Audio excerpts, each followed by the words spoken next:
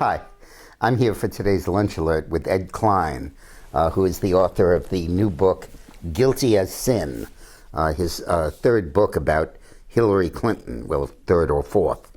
He wrote the book called The Amateur that was about Obama, but also about the Clintons. His other book, Blood Feud, about the relationship between them, and then Unlikable, when he zeroed in on Hillary herself.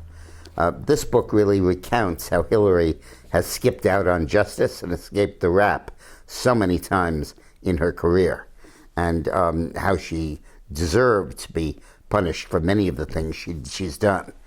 Now, in 1986, Bill called me and said he was thinking of divorcing Hillary, and said that he asked me to poll whether it would hurt his chances for re-election if he did. And we discussed the dynamics of living separately and all of that stuff. And it didn't come to pass. But now, really, the Clintons are separated. They live completely separate lives in completely separate homes. And Ed has some very interesting insights about that. It is very interesting what Dick just said about their separate lives, because Bill, unknown to most people, has a penthouse apartment on the 5th floor of his library in Little Rock, where he spends a great deal of time. He speaks to Hillary frequently during the day, sometimes up to, I'm told, 12 times a day about politics and policies. But they do not exchange anything very personal. He doesn't know much about her health, believe it or not, because she will not tell him, and she knows very little about his private life. But what I've discovered is that there in that penthouse, Bill invites young interns, female interns, who work in the library to come up to his 5th floor penthouse. They have a vegan lunch, and then they give him a foot massage.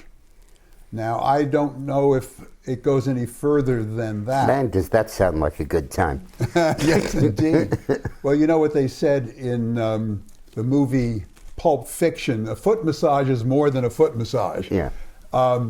In addition to that, he also has parties in which he invites young women, good-looking women, up to this penthouse and takes a garden hose and hoses them down.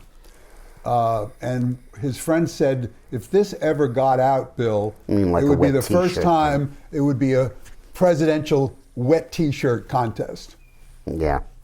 And how do you think Hillary handles all of this? Well, I don't think she knows much about what Bill is up to, and at least not until she reads my book, at which point she will find out. But it is very interesting that in Bill's psyche, if you want to call it that, he is very ambivalent about Hillary's running for president, because in his view, it's a no-win for him. If she loses, then the money that is flowing into the Clinton Foundation will dry up because the Clintons will no longer be in power. If she wins, then suddenly he, as the first spouse, first husband, will be under a lot of scrutiny. And this will put a crimp in his style of life. And so he has told his friends that he has absolutely no intention of being the first spouse and living in the White House, where all the press corps will be able to follow him day in, day out. He wants to continue his life as sort of a bachelor, flying all over the world with pretty girls and having his foot massages. I want to just take this chance to elaborate something we discuss in our book, Armageddon, about why Hillary tolerates Bill's conduct. And this is based really on my 20 years of direct observation. Bill is a very elusive guy. When he needs you, he's all over you. And when he doesn't need you, he's absolutely gone. Jimmy Buffett had a song once, "If the phone doesn't ring, it's me." And Eileen and I have always felt that that's Bill Clinton. If the phone doesn't ring, it's him. And depending on whether or not he needs you. And he's like that in his marriage, too. Elusive is the phrase that we like to use.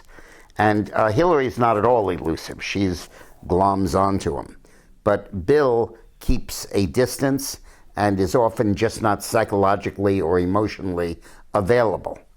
I always like to say that Bill, back then, that Hillary deeply loved Bill, and that Bill deeply loved Bill. So they had something in common. But the way that Hillary got Bill's attention and got his emotional response, which Hillary craved, in my view, it was a real love affair, even if a one-sided one, was that he acted out, he went out with other people, and when the scandal blew up, Hillary could side with him, stand by her man, get him off, and then he would owe her big time. And for months and years after that, would be affectionate, would be close, would be everything she wanted in a husband, and also bring with her to her political power. After she stood by him in the Gennifer Flowers affair, she got a whole basket of White House goodies. She got a West Wing office, which First Ladies didn't have. She got the healthcare task force as her own effort. She got a veto over any woman in the cabinet, and she got the right to name the Attorney General. Tried 3 times till she got it right, and then she got it wrong. After the Lewinsky affair, she basically got a Senate seat. Bill blew everybody out of the primary, made sure she had a clear shot at the nomination in a solidly blue state, tantamount to handing her the seat. So this dynamic, which really is very similar to the spousal abuse dynamic, after he hits me and I'm all black and blue, he wants to forgive me. He wants my forgiveness, and he's so sweet, and he buys me necklaces and everything. And that battered woman syndrome I've watched for 20 years, and I believe it was at the core of the Clinton marriage. Now it's not. Now it's not a marriage, it's a RICO, a racketeering organization. Bill is in charge of making the money, collecting the money, and Hillary's in charge of dispensing the favors from her desk in the White House or her desk in the State Department, or her anticipatory showing up at the White House. And so it's totally different now, but back then it was really a fascinating thing to watch. Thanks for looking.